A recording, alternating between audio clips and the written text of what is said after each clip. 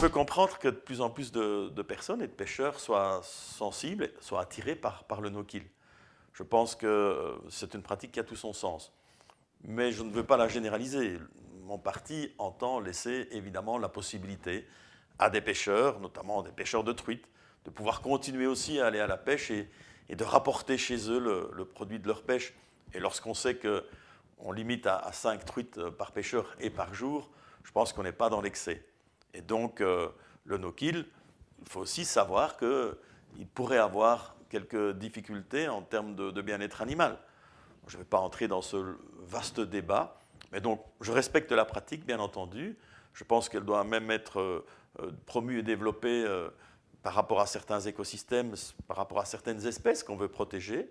Mais par contre, il faut aussi garder notre tradition. Le pêcheur qui va à la pêche et qui est tout fier de ramener ses truites à la maison.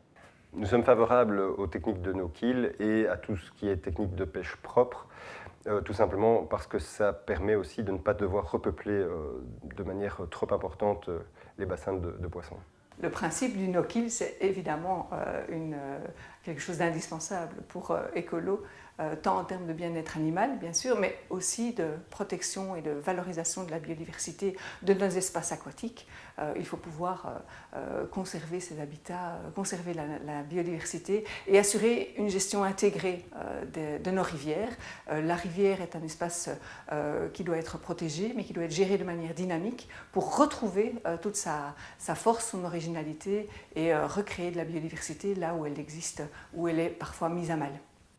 La pratique du no-kill est une pratique tout à fait intéressante qui va d'ailleurs dans le sens de l'évolution de la société et qui est environnementalement responsable.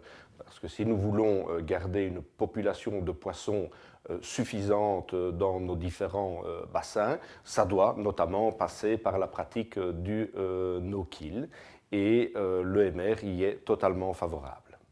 En ce qui concerne la pratique du no-kill, et que je connais bien puisque moi j'ai pêché à la mouche, je trouve que c'est une technique extrêmement intéressante parce que d'abord elle est respectueuse du bien-être des animaux, elle est respectueuse de l'environnement, elle permet aussi de garder un nombre important de poissons et des poissons qui pourraient bien sûr prendre des tailles beaucoup plus importantes.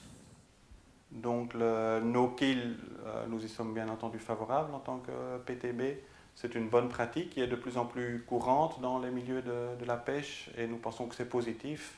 Maintenant, on doit aussi toujours avoir le droit de consommer son poisson, donc les deux sont possibles et on laisse ça plutôt à l'initiative des pêcheurs.